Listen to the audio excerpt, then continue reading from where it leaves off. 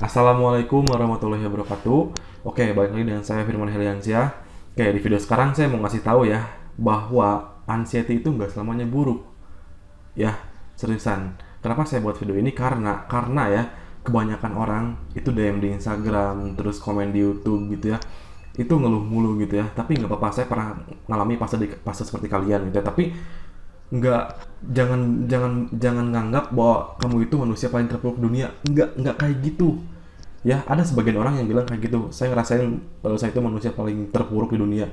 Nggak kayak gitu ya. Nggak kayak gitu, seriusan nggak kayak gitu. Kan saya sering bilang ya, bahwa di penyakit ini kesembuhannya itu udah menjadi suatu kepastian. Ya, jadi kalian tuh pasti sembuh asalkan mau sabar dan disiplin.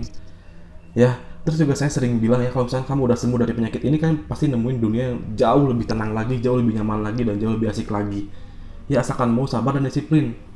Ya, terus juga belajar ikhlas, belajar pasrah gitu ya. Oke, jadi kembali lagi ke pembahasan. Saya mau ngasih tahu di sini gitu ya, bahwa anxiety itu nggak selamanya buruk. Jadi kayak gini loh, saya punya 5 poin di sini ya. Saya pasti jelasin semuanya di sini. Kalau misalkan kamu mau nambahin sesuai pengalaman, tapi sesuai pengalaman, boleh tambahin di kolom komentar gitu ya. Oke, jadi sebelum ke pembahasan juga, di sini saya nggak lupa. Buat kamu yang dengar suara saya ini, semoga kabar sehat, kabar baik buat kamu gitu ya. Makin hari badan kamu itu makin sehat, makin oke gitu ya. Terus dijauhkan dari berbagai penyakit, jauhkan dari berbagai sensasi gitu, terus jauhkan dari perasaan was-was gitu ya. Dan selalu didekatkan dengan pintu rezekinya. Oke, amin.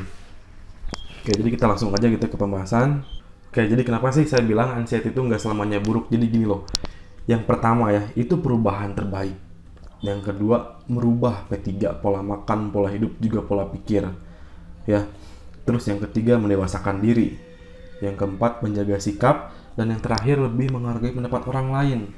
Coba baca di antara kelima ini, ada nggak yang negatif? Enggak kan?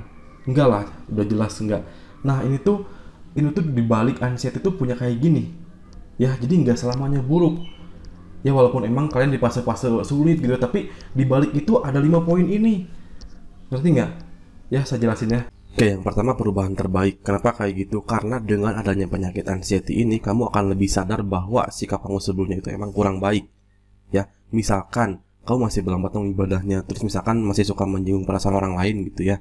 Nah, dengan adanya penyakit ini, kamu juga akan lebih sadar bahwa itu tuh nggak baik. Nah, sekarang saya yakin, saya percaya bahwa kamu itu lagi merubah segalanya agar lebih baik lagi dari sebelumnya. Ya, makanya saya bilang di sini perubahan terbaik dalam hidup kamu. Jadi titik balik. Ya, jangan ngeluh mulu. Jadi titik balik pokoknya ya. Nah, terus yang kedua, merubah P3 itu pola makan, pola hidup, pola pikir.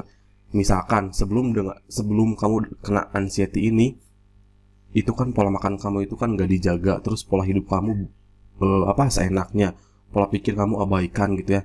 Nah, dengan adanya penyakit ini, kamu pasti lebih paham lagi apa sih P3 gitu kan. Sebelumnya kamu misalkan belum tahu gitu ya. Nah, sekarang kamu lebih paham dan apa artinya. Nah, kamu tahu semua itu dan kamu jalanin sekarang. Mulai dari pola makan kamu jaga, pola pikir kamu jaga, pola hidup juga kamu jaga. Nah, sampai sekarang badan kamu itu akan jauh lebih baik lagi dari sebelumnya gitu ya, karena kamu tahu apa itu P3 ya. Nah, kayak gitu. Terus yang ketiga, mendewasakan diri. Kamu bakal tahu mana yang buruk, mana yang baik. Walaupun emang sebelumnya kayak gitu, tapi kamu sekarang itu bakal lebih baik lagi gitu ya dari sebelumnya ya. Kayak gitu. Ini kamu juga bisa mengertiin gitu ya, karena setiap pemikiran itu beda-beda. Kamu bisa mendewasakan diri. Terus yang keempat, kamu lebih menjaga sikap ya, yang memang mungkin sebelumnya itu kamu seenaknya ke orang lain, ke teman kamu seenaknya gitu ya.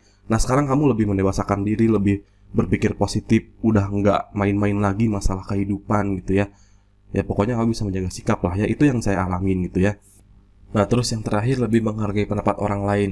Contoh kecil kayak gini ya, buat kamu yang lagi dengar suara saya ini dari awal sampai akhir, berarti kamu lagi menghargai saya yang lagi bicara.